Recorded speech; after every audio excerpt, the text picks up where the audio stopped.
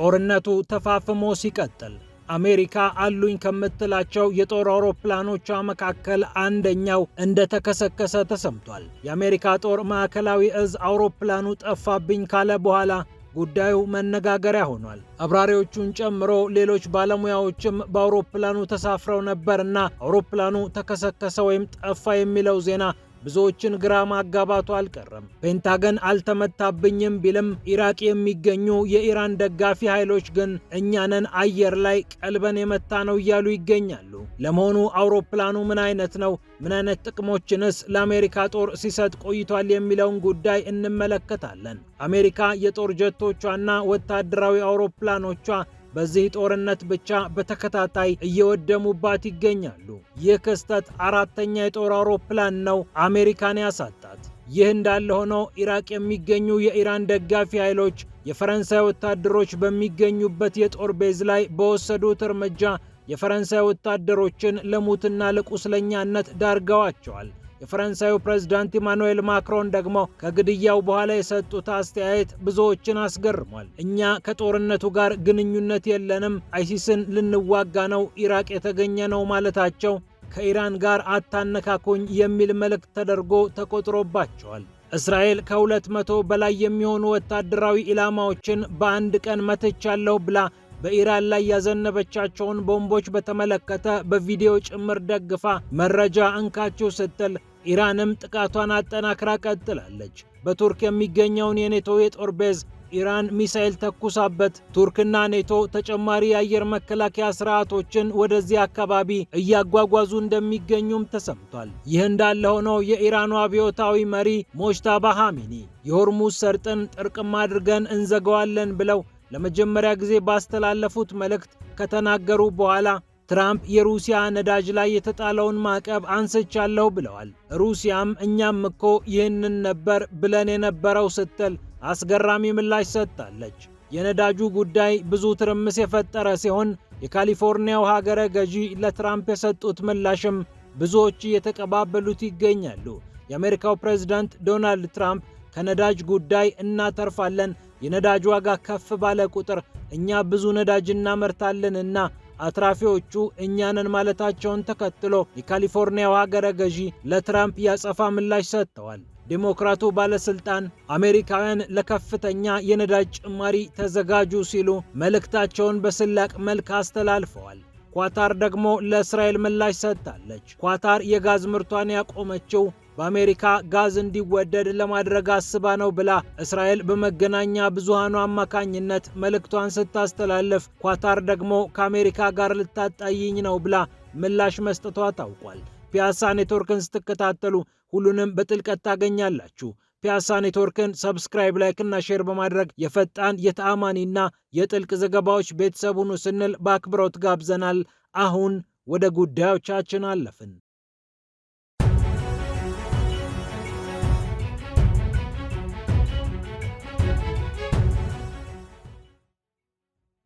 የአሜሪካ ጦር በመካከለኛው ምስራቅ የሚወድቁበት የሚከሰከሱበት የጦር አውሮፕላኖች ቁጥር ወደ 4 ደርሷል። በኩዌት 3 የሚሆኑ ኤፍ-15ኢ የጦር ጀቶቹን ያጣው የአሜሪካ ጦር አሁን ደግሞ ኬሲ 135 የተባለውን የጦር አውሮፕላን አጥቷል። ይህ የጦር አውሮፕላን ከማዕከል ጋር ግንኙነት ጠፍቶበት ጠፋብን ብሎ የአሜሪካ ጦር የማዕከላዊ እዝ ሪፖርት ካቀረበ በኋላ ብዙዎች አይናቸውን ወዲህና ወዲያ እያደረጉ ነበር ዜናውን የተመለከቱት። ማዕከላዊ እዙ ከራሳችን በተወረወረ ሚሳኤል ተመቶ ሊሆን ይችላል ብሎ መግለጫ እስኪሰጥ ድረስ ደግሞ በኢራቅ የሚገኙ የቴህራን ደጋፊ ኃይሎች እኛንን በሚሳኤል መተን የጣልነው ብለው ዘገባ አሰርተው እንደነበርም ይታወቃል።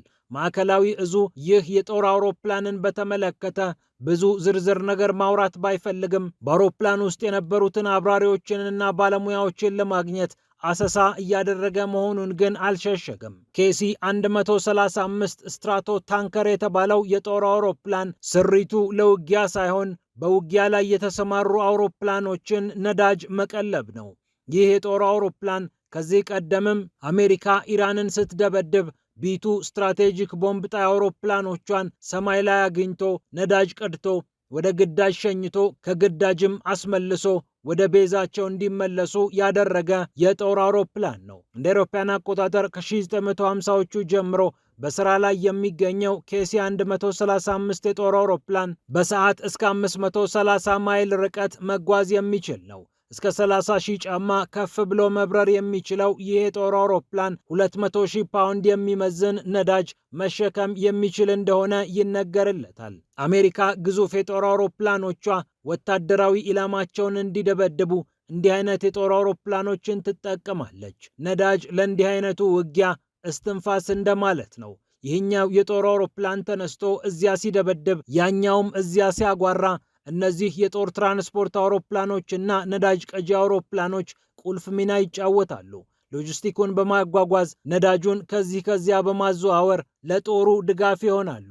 ከ60 እስከ 80 ሚሊዮን የአሜሪካ ዶላር ገደማ የሚገመተው KC-135 አሜሪካን በገንዘብ ደረጃ ከማክሰሩም በላይ በቀጠናው የተጀመረው ጦርነት የበለጠ በሄደ ቁጥር አሜሪካ ብዙ የጦር መሳሪያዎችን የምታጣበት ዕድል ከፍተኛ እንደሆነ እንዲገመት አድርጓል።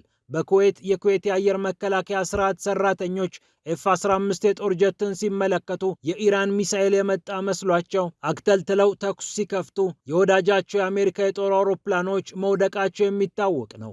አሁን ደግሞ በኢራቅ የሚገኘው የአየር መከላከያ ስርዓት በራሷ በአሜሪካ ላይ ተነስቶባት የአሜሪካውን የጦር አውሮፕላን እንዲመታ አደረገ የሚል ዜና ትርጉሙ ቀላል አይደለም። ታዲያ በሌላኛው ገጽ የቴህራን ደጋፊ ኃይሎች በኢራቅ ወረወር ነው ያሉት ሚሳኤል የጦር አውሮፕላኑን እንደመታ ከቴህራን አካባቢ የተሰራጩ መረጃዎች ሲጠቁሙ ነበር። እውነታው የትኛውም ጋር ይቀመጥ አሜሪካ አንድ የጦር አውሮፕላን አጣለች። በጦርነቱ ሂደት አራተኛው የጦር ጀትና አውሮፕላን አሜሪካ አጣለች ማለት ነው። ፔንታገን በየቀኑ ከሚከሰክሰው ገንዘብ በተጨማሪ እነዚህ ወታደራዊ ቁሳቁሶች በወደሙበት ቁጥር የአሜሪካው ፕሬዝዳንት ዶናልድ ትራምፕ በኢራን ላይ የከፈቱትን ጦርነት በአጭሩ እንዲቋጩ ውትወታ ወይም ጉትጎታ ሊመጣባቸው ይችላል። በእርግጥ እርሳቸው አቋማቸውን ፈርጠም አድርገው ስራችንን ሳንጨርስ ወደ ኋላ የምንመለስበት እድል የለም እያሉ ይገኛሉ። በተመሳሳይ የፈረንሳይ ወታደሮችም ሙትና ቁስለኛ ሆነዋል። በኢራቅ ኤርቢል ግዛት ነው እነዚህ የፈረንሳይ ወታደሮች ጥቃት የደረሰባቸው። ላለፉት 11 ዓመታት ጸረ አይሲስ ውጊያ ለማካሄድ የኢራቅን የጸጥታ ኃይሎች እያሰለጠንን እንገኛለን የሚሉት ፈረንሳዮች በወታደሮቻቸው ላይ ይህ ይሆናል ብለው የጠበቁ አይመስሉም። እኛ እኮ በኢራቅ የምንገኘው ጸረ አይሲስ በሆነ ዘመቻ ውስጥ ስለምንሳተፍ ነው በማለት የፈረንሳዩ ፕሬዝዳንት ኢማኑኤል ማክሮን በአደባባይ መግለጫ ሰጥተዋል። ይህ ፍጹም ተቀባይነት የለውም። እኛ ከኢራን ጦርነት ጋር በተገናኘ አይደለም ኢራቅ የምንገኘው የጸረ ሽብር ዘመቻውን ለማገዝ እንጂ በማለት ፕሬዝዳንት ማክሮን በጉዳዩ ላይ ያላቸውን አቋም አሳውቀዋል። በኤርቢል ግዛት የሚገኙ 7 የፈረንሳይ ወታደሮች ናቸው ጥቃት የደረሰባቸው። ኋላ ላይ አንደኛው መሞቱ ተነግሯል። ፕሬዝዳንት ማክሮንም ለቤተሰቡ መጽናናትን ተመኝተዋል። ጦርነቱ የተፋፋመ በሄደ ቁጥር የተለያዩ ወታደሮች ከተለያዩ ሀገራት ጥቃት እየደረሰባቸው ይገኛል። ቆጵሮስ የሚገኘው የብሪታንያ የጦር ቤዝ ሲመታ አውሮፓም ጥፊው እንደደረሳት አውቃ ራሷን ስታዘጋጅ ቆይታለች። የፈረንሳዩ ፕሬዝዳንት ኢማኑኤል ማክሮንም ወደ ቆጵሮስ በማምራት አጋርነታቸውን ማሳየታቸው የሚታወቅ ነው።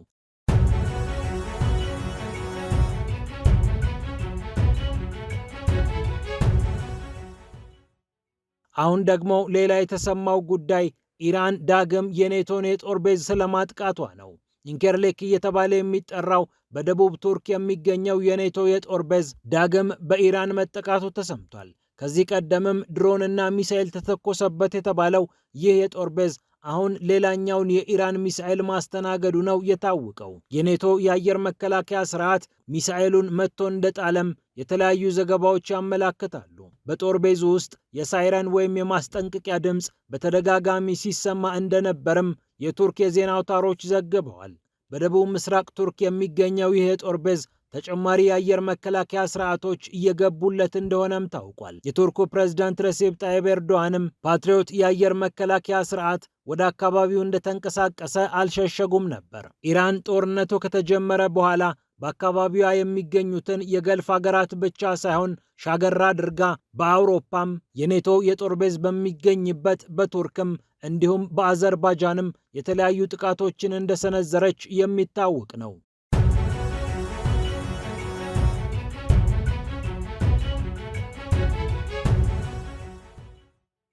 በሌላ በኩል የነዳጁ ጉዳይ ብዙ እያነጋገረ ይገኛል።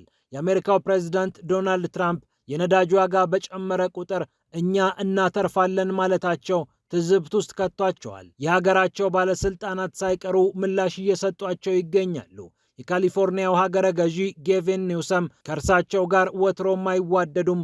አሁን ደግሞ ከባድ ትችት ሰንዝረውባቸዋል። የአሜሪካው ፕሬዝዳንት ዶናልድ ትራምፕ በማህበራዊ ሚዲያቸው ላይ የአሜሪካን ሕዝብ ለማረጋጋት ይመስላል የነዳጅ ዋጋ ከፍ ባለ ቁጥር እኛ ብዙ ነዳጅ ስለምናመርት ብዙ እናተርፋለን ብለው ነበር የጻፉት። ጌቪን ኒውሰንም በኤክስ ገጻቸው ላይ ብቅ አሉና አይዟችሁ አሜሪካውያን፣ የጋዝ ዋጋ በደንብ አድርጎ ከፍ ይልላችኋል፣ ትራምፕም ከዚህ ብዙ ገንዘብ ያገኛል፣ ችግር የለውም በሚል በስላቅ የተሞሉ ቃላትን በመጠቀም በኤክስ ማህበራዊ ገጻቸው ላይ ጽፈዋል። የነዳጁ ጉዳይ ከዚህም ከዚያም መላው ዓለምን እያነጋገረ ባለበት ወቅት ኳታር ለእስራኤል ምላሽ ሰጥታለች። ኳታር የጋዝ ምርቷን ያቆመችው በአሜሪካ የጋዝ ዋጋ እንዲወደድና ከዚህም ለማትረፍ በማሰብ ነው በሚል የእስራኤል መገናኛ ብዙሃን የተለያዩ ዘገባዎችን ሲያቀርቡባት ነበር። በሀገረ ኳታር ዙሪያ የኳታር ባለስልጣናት ደግሞ ከአልጀዚራ ጋር በነበራቸው ቆይታ ይህ ፈጽሞ ስህተት ነው፣ አሜሪካንና ኳታርን ለማጣላት እስራኤሎች እያደረጉት ያለው ነገር ነው በሚል ኳታር ምላሽ ሰጥታለች። ኳታር የሕዝብን ደህንነት ከፖለቲካዊም ከኢኮኖሚያዊም ጥቅም በላይ ከፍ አድርጋ ታያለች ያሉት እነዚህ ባለስልጣናት በአሜሪካና በኳታር መካከል ክፍተት እንዲፈጠር እስራኤሎች እየሰሩ ነው ብለዋል። የዓለምን 20 በመቶ የሆነ በፈሳሽ መልክ የሚቀርብ ጋዝ የምታቀርበው ኳታር የጋዝ ምርቷን ለጊዜው ማቆሟ የሚታወቅ ነው። የሰጠችው ይፋዊ ምክንያትም በኢራን ድሮን እየተጠቃው ስለሆነ ምርቱን ማቆም አለብኝ የሚል እንደሆነም ይታወቃል።